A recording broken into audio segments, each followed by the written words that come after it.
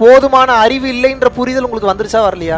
யார் யாரையோ நம்பி ஒரு ரிசல்ட்டும் இல்லாம நம்ம ஏமாந்து போறதுக்கு இறைவனை நம்பி சரணாகதி அடைந்து விடுங்கள். இறைவனை 100% நீங்க நம்பி பாருங்க. நீங்க அந்த மிராக்கிள் நடக்கலன்னா என்னன்னு எவ்வளவுக்கு எவ்வளவு இன்னொருத்தரை மன ரீதியா கஷ்டம் கொடுத்தீங்களோ அவ்வளவுக்கு அவ்வளவு மன ரீதியா நீங்களும் கஷ்டத்தை அனுபவிப்பீங்க. இறைவனை வர வைக்கிறதுக்கு உண்டான வேலையை மட்டும் பாருங்க. சைத்தான் அவரே அவர் அடிச்செல்லாம் விரட்ட வேணாம். வராருன்னு தெரிஞ்சாவே அவனே போயிடுவான்.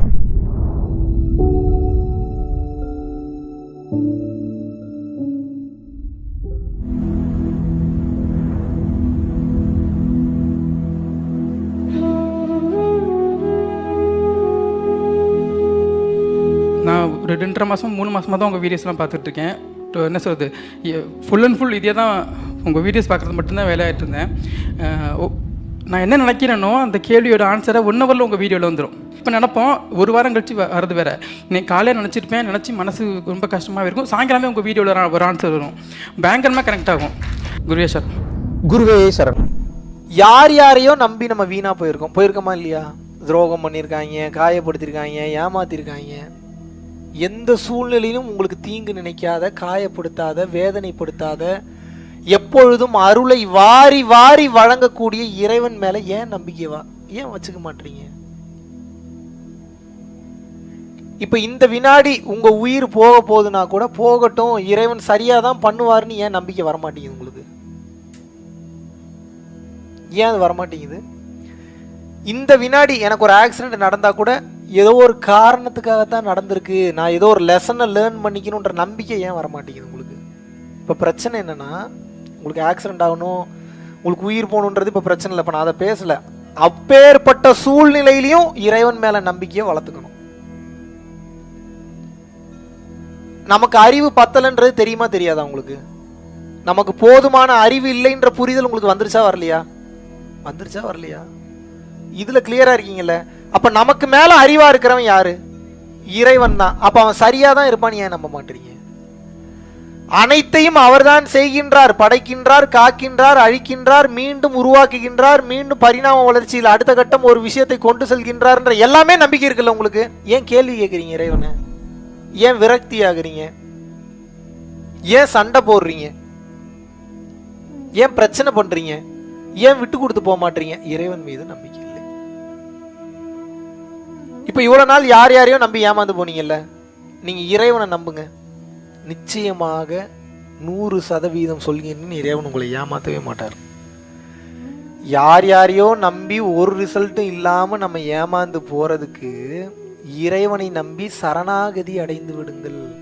உங்களுக்கு நடப்பது பூரா மிராக்கிளா தான் நடக்கும். உங்களை நான் ரொம்ப ஈஸியான வழியை ரொம்ப எளிமையாக சொல்லி கொடுக்குறேன். நான் ரொம்ப காம்ப்ளிகேட்டடாக டெய்லியும் ஒரு 5 மணி நேரம் 6 மணி நேரம் தவத்தில் உட்காருங்கன்னா உட்காருவீங்களா? நீங்கள் தவம் பண்ணீங்கன்னா சந்தோஷம்தான். பட் இருந்தாலும் கூட தவம் செய்வதற்குண்டான வலிமை, நேரம், ஆற்றல் இப்போ நம்மக்கிட்ட இருக்கா? ஏதோ ஒரு மைண்ட் எதுலையோ நிறுத்துறது. பண்ணீங்கன்னா சந்தோஷம், பண்ணலைன்னா எது காப்பாற்றும்?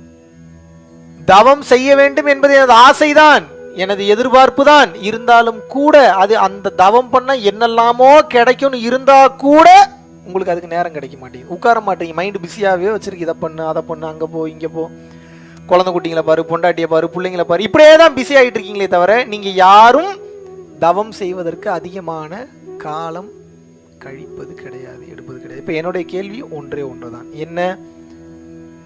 இறைவனை அடையணுன்றது தான் மாபெரும் நோக்கம். அதுதான் எண்டு. தெரிஞ்சிருச்சுல்ல? அது எது ஈஸியான வழியோ அந்த பாதையில போயிருங்க, வேலை முடிஞ்சுச்சுல்ல? எந்த வழியில ஈஸியா போக முடியுமோ அந்த வழியில போனீங்கன்னா ஈஸி.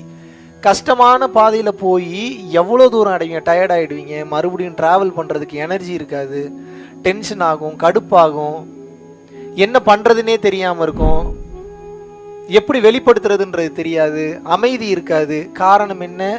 உங்களது மனதில் இறைவனை பற்றிய நம்பிக்கை இல்லை. இறைவனை 100% நீங்க நம்பி பாருங்க. நீங்க அந்த மிராக்கிள் நடக்கலன்னா என்னன்னு கேளுங்க. பெரிய பெரிய பிரச்சனை உங்களுக்கு ஏதோ ஒன்று இருக்குல்ல, 100% இதை எனக்கு சரி பண்ணி கொடுப்பாரு நீங்க நம்பிக்கிட்டே இருங்க. அது எதுவாக இருந்தாலும் சரி, அந்த நம்பிக்கை அந்த மிராக்கிளை பண்ணுதா இல்லையான்னு மட்டும் பாருங்க. ஆனா ஒரு துளி கூட டவுட் இருக்க கூடாது. இப்ப பிரச்சனை என்னன்னா, அந்த 1% இருக்கக்கூடிய அந்த நம்பிக்கை இப்போ 100% மாறணும். அது மாறுறதுல தான் மேட்ரு இருக்குது. இப்போ என்கிட்டலாம் கேட்டிங்கன்னா 100% இல்லை 1000% இருக்கும் எனக்கு நம்பிக்கை. ஏன்னா எப்படி சுற்றினீங்கனாலும் இறைவன் வந்து நின்றுவேன். நான் எதை கண்ணில் காமிச்சிங்கனாலும் மறுபடியும் இறைவன் வந்து நின்றுவேன். ரொம்ப சுயநலமாக இருப்பேன் அதில். நான் இறைவன் என்ற ஒன்று வந்துருச்சு அப்படின்னா எதையும் பார்க்க மாட்டேன். இறைவன் தான் முக்கியன்றதுல ஸ்ட்ராங்காக நின்றுவேன். அந்த நம்பிக்கை உங்களுக்கு வரும் வரை பெரிய பெரிய மிராக்கிள்ஸை நீங்கள் உங்கள் லைஃப்பில் பார்க்க முடியாது. இப்போது பொறாம புத்தி, இன்னொருத்தன் நல்லா இருக்கக்கூடாது, வீணாக போகணும், நாசமாக போகணும், நமக்கு ஒரு கண்ணு போனால் அடுத்தவனுக்கு 2 கண்ணும் போகணும், இதெல்லாம் யார் யோசிப்பா? இறைவன் யோசிப்பாரா? இப்படிலாம் ஏதாவது உங்களுக்கு புத்தி இருக்குன்னா இப்பயே மாற்றிக்கங்க. ஏன் அப்படின்னா சாத்தான சைக்கிளில் வான்னு நீங்களே கூப்பிடுறீங்க. டிக்கெட் எடுத்து வச்சுட்டு கமான் கமான் கமான் கமான்னு கூப்பிடுறீங்க. அப்புறம் ஒன்ஸ் அந்த சைத்தான் உங்கள் வீட்டுக்கு வந்து உட்காந்துருச்சுன்னா எப்படி விரட்டினீங்கனாலும் போகாது. இப்போ சைத்தான் உங்கள் வீட்டுக்கு வர்றது இப்போ யார் கையில் இருக்குது? உங்கள் கையில் தான் இருக்குது. இறைவன் உங்கள் வீட்டுக்கு வர்றது யார் கையில் இருக்குது? நான் என்னது பொறாமை, விளங்கக்கூடாது, வீணா போகணும், இந்த மாதிரி நினச்சிட்டிங்கன்னா ரெடி ஆகிட்டான்னு அர்த்தம். வண்டி கட்டிட்டு வர்றதுக்கு தயார் நிலையில் இருக்கிறான். யார்? சைத்தான். எப்போ இறைவன் வருவார்? எப்படின்னா சிம்பிளாக ஒன்று வச்சுங்க, அன்பாக இருக்கணும், அவ்வளோதான். இதை மட்டும் மைண்டில் வச்சுங்க. இது இருந்ததுன்னா இது எல்லாத்தையும் இது காலி பண்ணிடும். கருணை என்கின்ற ஒரே ஒரு மருந்து இந்த காமம், குரோதம், லோபம், மோகம், மதம், மார்ச்சரியம், டம்பம், தர்ப்பம், ஈருஷை, அசூயைன்ற மொத்த துர்குணங்களையும் அழிக்கக்கூடிய வலிமை, வல்லமை இந்த கருணைக்கு உண்டு. இறைவனை வர வைக்கிறதுக்கு உண்டான வேலையை மட்டும் பாருங்க. சைத்தான் அவரே அடிச்செல்லாம் விரட்ட வேணாம். வராருன்னு தெரிஞ்சாவே அவனே போயிடுவான். எதுக்கு நம்ம இப்போ சாமி நம்ம ஏதோ பொழப்பு ஓரமாக நடத்திக்கிட்டு இருக்கோம், கடவுள்கிட்ட எதுக்கு சண்டை போடணும்னு போயிடுவாங்க அவனு. இப்போ நீங்கள் என்ன பண்ணணும்? இப்போ உங்களோட மனசில் இன்னொருத்தன் நல்லா இருக்கக்கூடாது, வீணா போகணும், அவன் குடும்பம் மட்டும் நல்லா இருக்கே, இவன் மட்டும் இவ்வளோ சம்பாதிக்கிறானே, இதெல்லாம் நல்லதுக்கே இல்லையேன்னு நீங்கள் நினைக்கிறீங்கன்னா உங்கள் கையில் காலில் விழுந்தாவது கேட்குறேன், தயவு செஞ்சு எண்ணத்தை மாற்றிக்கிங்க. உடனே மாற்ற முடியலனாலும் பரவாயில்ல, ஒரு வருஷம் கூட ஆகட்டும். டெய்லியும் ப்ராக்டிஸ் பண்ணுங்கள். கொஞ்சம் கொஞ்சமாக மாற்றிக்கங்க. ஏன் மாற்றிக்க சொல்கிறேன்? மாற்றிக்கலைன்னா மறுபடியும் பிறந்து வந்து மறுபடியும் ரொம்ப கஷ்டப்படுவீங்க. எவ்வளவுக்கு எவ்வளவு இன்னொருத்தரை மனரீதியாக கஷ்டம் கொடுத்தீங்களோ அவ்வளவுக்கு அவ்வளவு மனரீதியாக நீங்களும் கஷ்டத்தை அனுபவிப்பீங்க.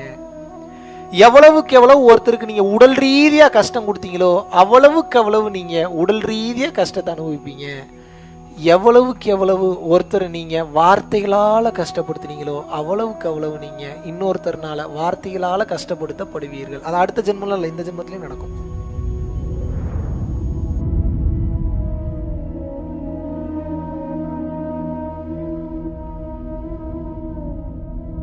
பரம்பொருளின் கருணையினால பல லட்சம் உயிர்களுக்கு இது நாள் வரைக்கும் வந்து சாப்பாடு கொடுத்துருக்கோம்.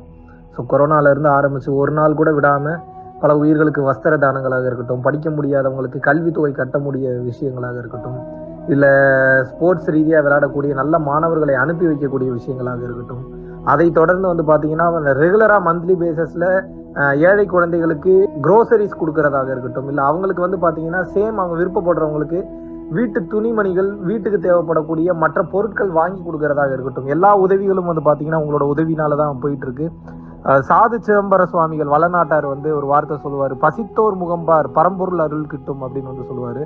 வள்ளல் பெருமானும் ஜீவகாருண்யம் உள்ள சம்சாரிகளுக்கு எப்பேற்பட்ட சூழ்நிலையிலும் வந்து பார்த்தீங்கன்னா அவங்களோட லாபம் தடைபடாது, தொழில் பிரச்சனைகள் வந்து நிவர்த்தியாகும், அதை தொடர்ந்து வந்து வாழ்க்கையில குடும்ப பிரச்சனைகள் விலகும், அதுபோக குழந்தை சம்பந்தமான பிரச்சனைகள் எதுவாக இருந்தாலும் வந்து இந்த அன்னதானத்திற்காக நீங்கள் செய்யக்கூடிய ஒவ்வொரு ரூபாயும் அது வந்து உங்களுக்கு நிச்சயமாக புண்ணியமாக வந்து சேரும். புண்ணியத்தை கடந்த நிலையில் முக்தி பாதைக்கும் அது நிச்சயமாக உங்களை வழிநடத்தும்.